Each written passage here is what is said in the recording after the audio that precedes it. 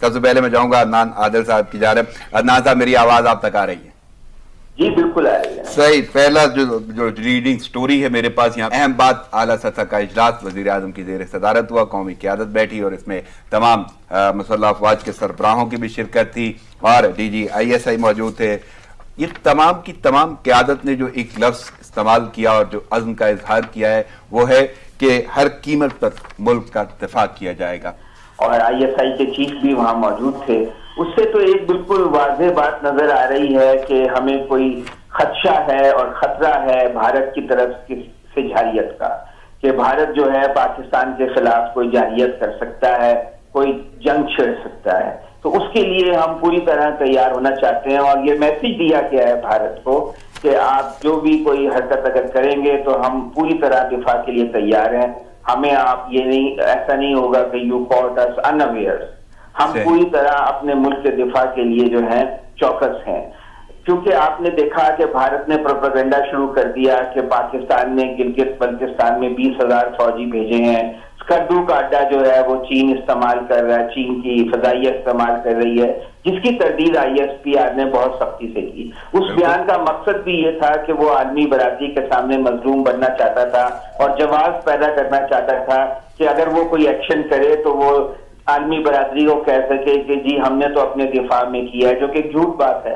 آپ نے دیکھا کہ بھارتی حکومت نے وہاں ایل پی جی سلنڈر ذخیرہ کرنے کا آرڈر جاری کیا ہے مقبوضہ کشمیر میں کہ 2 ماہ کے لیے لوگ ایل پی جی سلنڈر جمع کر لیں. اور اسی طرح اسکول کی عمارتیں خالی کرائی گئی ہیں جس میں وہاں پہ فوجیوں کو ٹھہرایا جا رہا ہے. تو جس طرح وہ وہاں فوجیں جمع کر رہے ہیں اور جس طرح ان کی وہاں موومنٹ ہے اور جس قسم کے اعلانات ان کے وزراء کر رہے ہیں، اور ابھی بالکل چند روز پہلے انہوں نے روس سے بہت بھاری مقدار میں سینکڑوں ارب کا اسلحہ خریدنے کا آرڈر دے دیا ہے جس میں جدید ترین طیارے بھی شامل ہیں.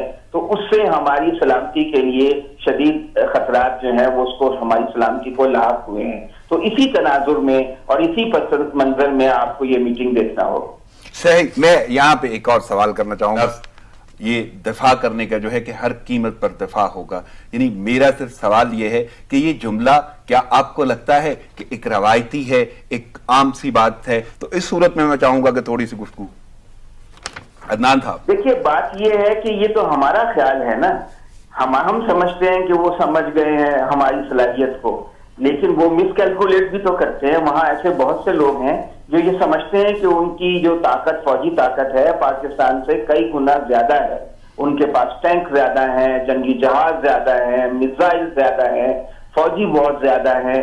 تو وہ اپنے آپ کو بہت اوور ایسٹیمیٹ کرتے ہیں اور وہ پاکستان کو اپنے سے 6-7 گنا چھوٹا ملک سمجھتے ہیں، اور جو کہ ایک حقیقت بھی ہے کہ پاکستان سائز کے اعتبار سے اور ہماری معیشت بھی کمزور ہے.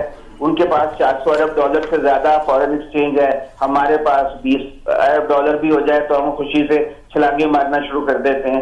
جو نریندرا مودی ہے وہ اس کے لیے آسان ٹارگٹ پاکستان ہے. وہ سمجھتے ہیں کہ پاکستان ایک چھوٹا ملک ہے، اس کی ہم اگر تھوڑی سی بھی ٹیریٹری انکروچ کر لیں گے تو پھر وہ اپنے ملک میں جشن منائیں گے، فتح منائیں گے اور بتائیں گے کہ میں افضل ہوں آج کے دنیا کا. آپ دیکھ رہے ہیں اس نے داڑھی بڑھا لی ہے، مونچھیں بھی تھوڑی سی بڑی کر لی ہیں. وہ جو ایک مراٹھا ان کا ہیرو ہے اس کی بالکل شکل اختیار کرتا جا رہا ہے.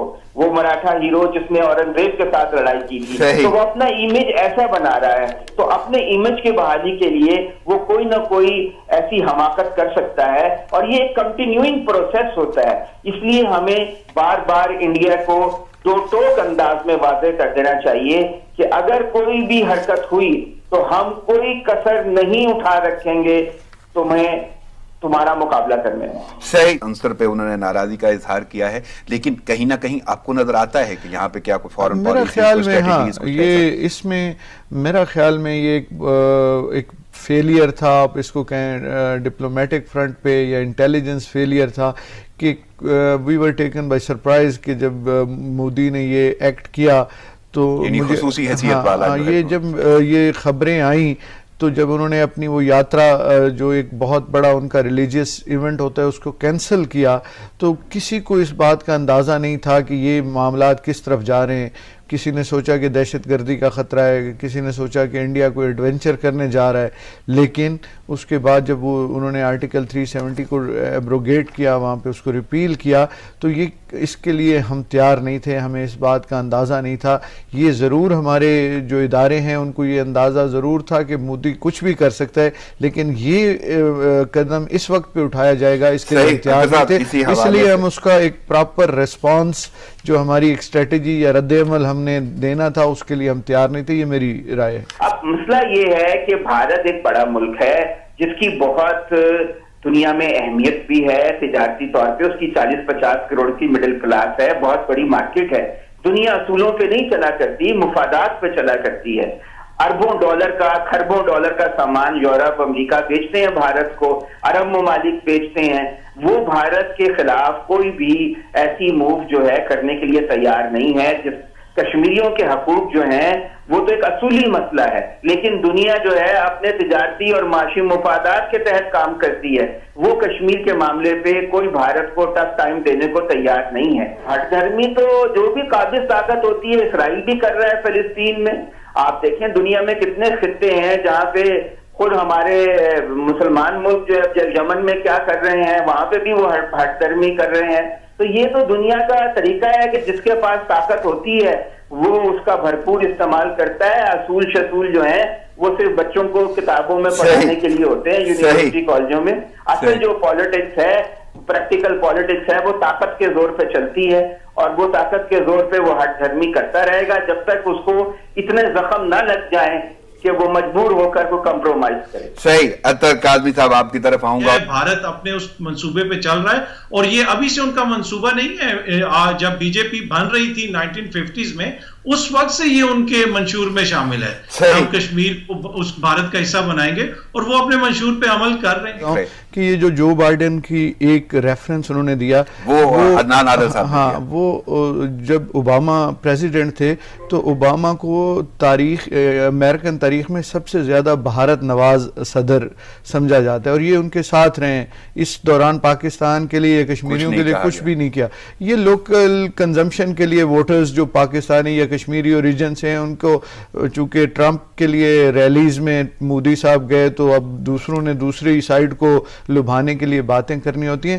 لیکن انفارچونیٹلی کوئی زبانی جمع خرچ کے ہماری میری آواز آپ تک آ رہی ہے. اختر صاحب نے ایک جملہ بولا ہے کہ جو بائیڈن کے حوالے سے، کہ وہ پورا جو بہت عرصہ انہوں نے وقت گزارا ہے ان کے ساتھ، اوباما کے ساتھ، تو اوباما لازم بات ہے بھارت کی بہت زیادہ طرفداری کرتے رہے اپنے پورے ٹینیور میں. تو انہوں نے یہ جملہ بولا ہے کہ اس وقت تو انہوں نے کچھ نہیں بولا. یہ ابھی کی جو ان کا بیان ہے وہ کسی حد تک صرف سیاسی اپنی ساکھ بہتر کرنے کے لیے اور الیکشن کے پوائنٹ آف ویو سے